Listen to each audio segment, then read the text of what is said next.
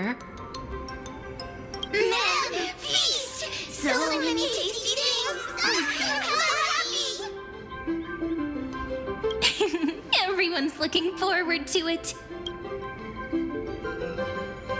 Come on, everyone's busy getting ready for the feast.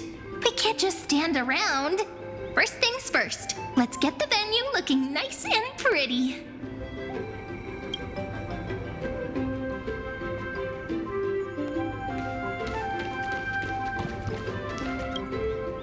Ma'am, we're gathering these wondrous fruits and piling them into big tubs! But these wondrous fruits are too heavy! We can't lift them, ma'am! Hauling these around is a bit too much for the fairies. Come on, let's help them out. Ma'am, the wondrous fruits are stacked so high! Taller than all the fairies put together! Beautiful! Thank you, ma'am!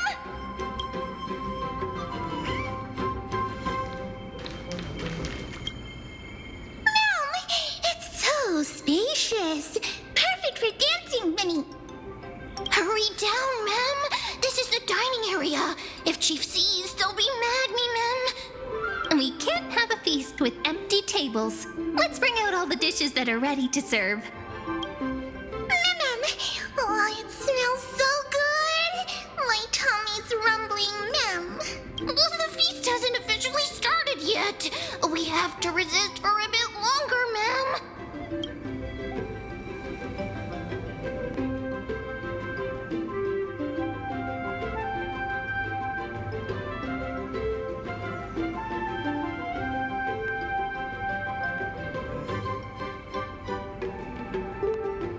Ta-da! The venue's all set up. Not bad, right? Looks pretty official. No one will mind if I just have a tiny bite, right?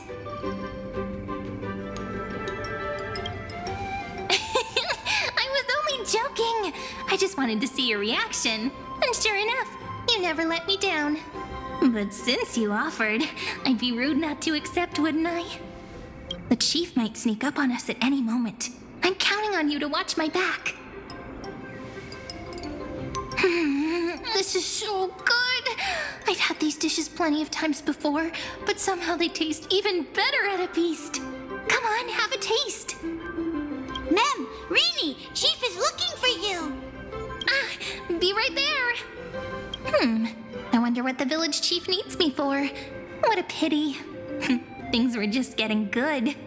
Oh well, since the feast hasn't started yet, might as well take the chance to chat with everyone. After working so hard, I bet they've got lots of things to say. Are they full of smiles and fond memories? Or left with concerns and unfulfilled wishes? As the manager, it's your responsibility to understand your employees. So before the feast comes to an end, make sure you don't leave with any regrets.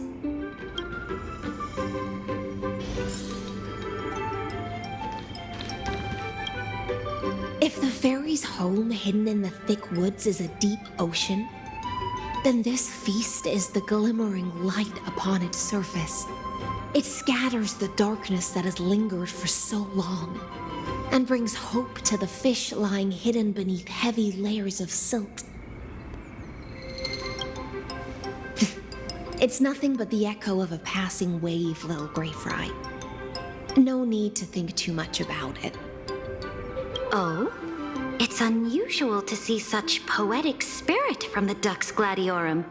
Seems this unplanned venture left quite the impression on you, didn't it?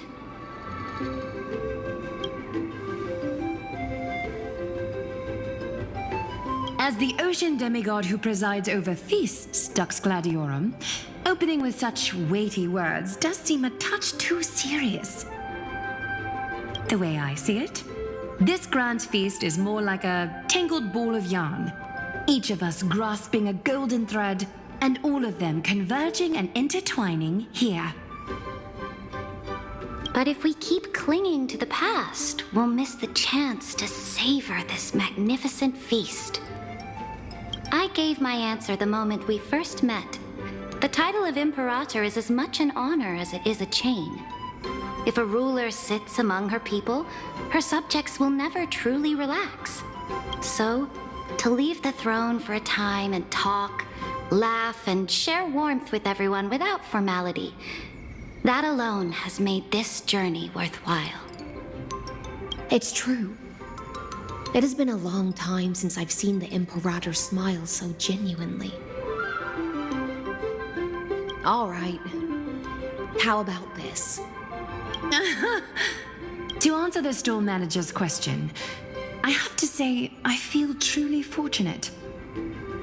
Were it not for this strange twist of fate, I doubt I would have ever had the chance to pick up the needle and thread again and chat with you all as a simple dressmaster. The divine authority of romance has finally been put to fitting use. Yes, just as Dux Goldweaver said, we've each traveled through countless years, grasping a golden thread, and in the end, all our threads are intertwining here. Raise your glass to the manager and to the rare gift of reunion.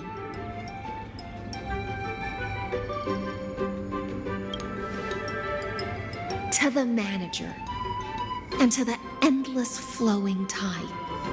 To this precious moment of reunion. Raise your glass to the manager and to the rare gift of reunion. To the manager. To It's an essay? How I spent my summer vacation? Come on, Grey Mystery. Do things really need to be so formal between us? Sure. The restaurant's running smoothly and it's fun. But it's not like I'm filling my pockets with gold. On top of that, I'm getting bossed around by those little critters so much that the fur on my tail is practically all fallen out. If I had to sum it up in one line, I'd say, whole lot of work for nothing. Even so, Lady Cypher, you didn't turn down the manager's invitation, did you? I wasn't thinking straight. The moment I heard there was going to be a restaurant, I rushed over all excited, thinking I'd make a fortune. Who knew? I have to admit, even I was fooled by your little scheme that day. I ended up tasting so many dishes. Oh, that's right. Okay, I was just bored out of my mind with nothing else to do. This fairy village is cut off from the outside, and those tiny creatures can't cough up anything worth much. Even the god of trickery would show up and complain that their skills are wasted here.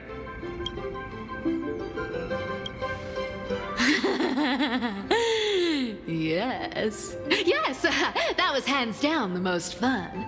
I never thought the day would come when the lofty Lady Goldweaver would take orders from me. It was just too enjoyable. Thankfully, Lady Aglaya treated it as good fun. If we were in Akama, we'd be clutching the golden threads for dear life. Looking back, I guess I really did have my share of interesting moments. Seems to me like Lady Cypher had plenty of fun. And what about you, Princess Homebody? Aside from being part of the restaurant team, did you have fun? For me, having the chance to savor Lord Mighty's specialties and exchanging thoughts on crop cultivation with Professor Anaxa, as well as personally awarding Mr. a medal. All these small moments are treasures to be remembered. There's just one thing that I still can't figure out, Lady Cypher.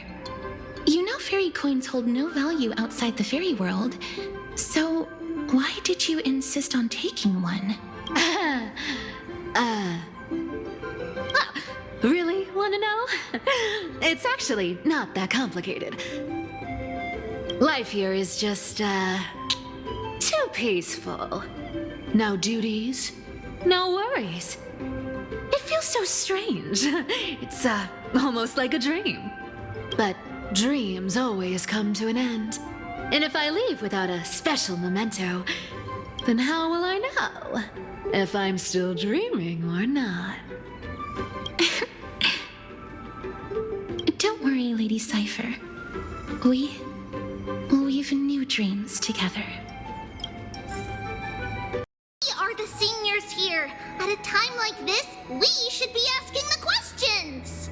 Everyone, pay attention. The teacher's question is, with our field trip to Membrance Maze soon coming to an end, what valuable insights or unforgettable memories have you gained? All right, answer time! If no one raises their hand, then we are gonna start picking people. Oh, me! Teacher Treeby, I want to share first. Great, Cinny!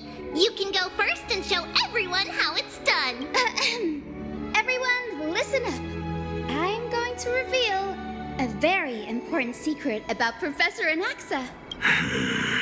As everyone knows, the professor is extremely strict and almost never praises any student other than Dromuses. But I happened to overhear the professor quietly asked the chief about the fairies' education methods and went on to praise those farmers in the fields, calling them hardworking, disciplined, and even better than the sages of the grove. His exact words were, "The life's work of the Grove scholars doesn't even compare to a single seed casually sown by a fairy. And what indeed is the problem with this? In terms of purity of heart, none can match these fairies. Their vision, untainted by Titan dogma, perceives things far beyond our comprehension."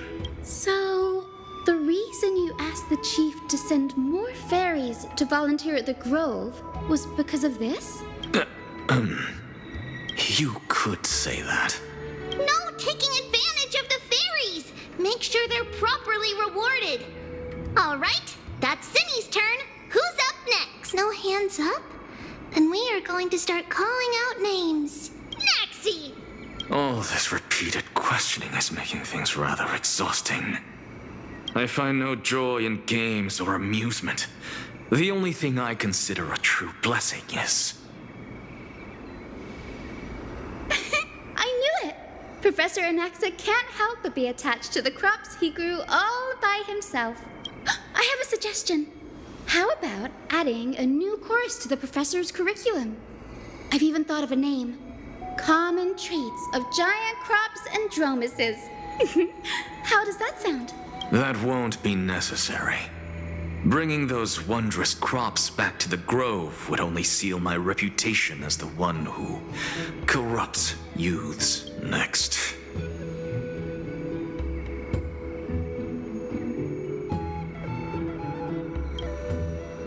Not so fast. If we're sticking to the order of the list, it's Gray's turn. That's how it should be. But since little Gray is the manager, this question should be saved for the end. So, we are up next. There are so many joyful moments to share. We don't know where to begin. After all, words aren't needed between the three of us. But no excuses. What makes us the happiest is simple. The three of us living carefree with everyone else. Also playing with the little fairies. Oh, and also, we never found the right moment to say this, but thank you, little Gray. Also, long time no see. Something worth remembering. Nothing really left a deep impression.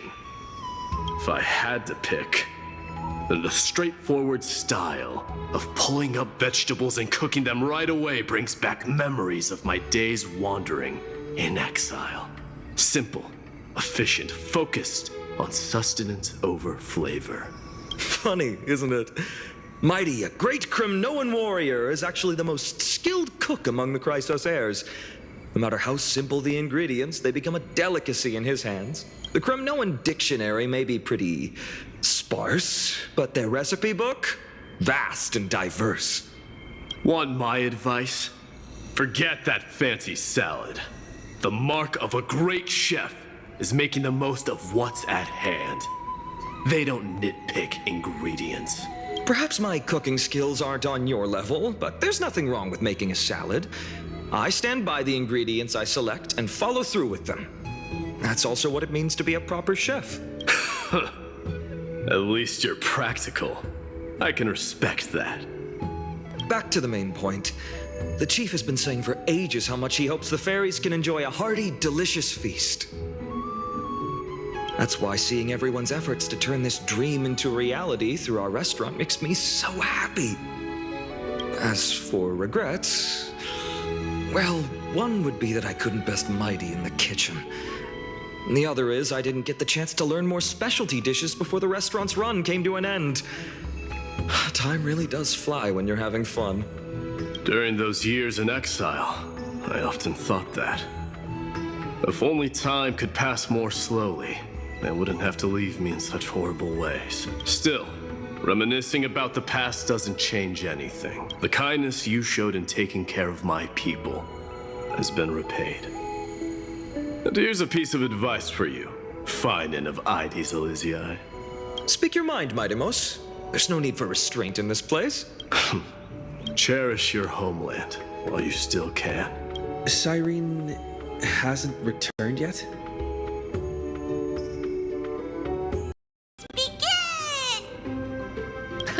Well then, the Fairy Restaurant's manager has something to say. Be loud and clear. All the guests need to hear you.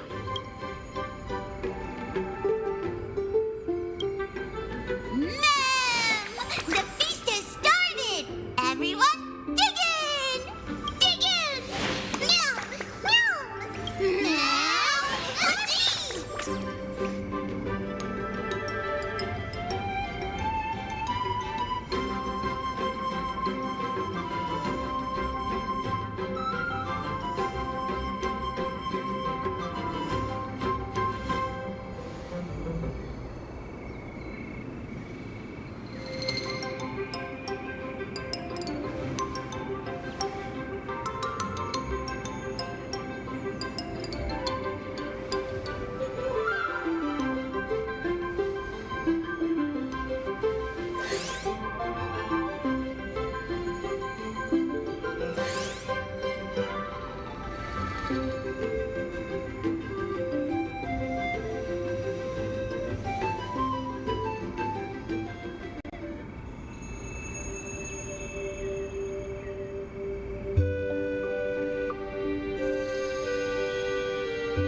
What's wrong? It's the best part of the feast. And yet here you are, standing alone in a quiet corner. Could it be the thought of these joyful moments coming to an end has made you a little wistful?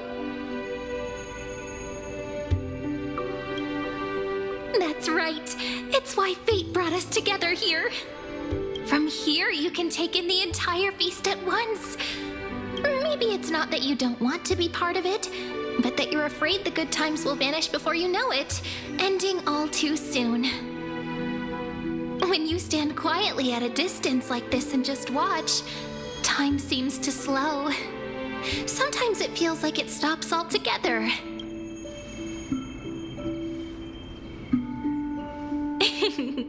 I've just thought of an ending. Wooden tubs stacked high with fresh vegetables, laughter all around.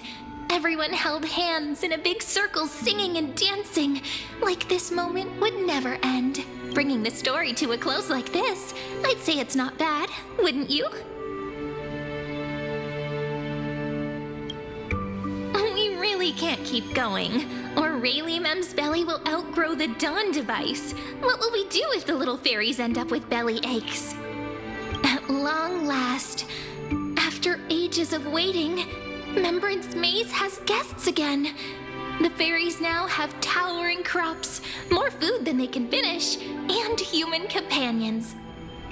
There's nothing more worth remembering than this moment, is there? And best of all, we witnessed it together. It's just like a drifting thought landing on a calm lake, stirring up gentle ripples. And when you snap out of your daze, there's only reality staring back at you. Yet I'm certain that within every story carried away by the ripples, the same joyful anticipation remains. And in that constant anticipation, a miracle is sure to happen. Just like how after all that waiting, you finally arrived.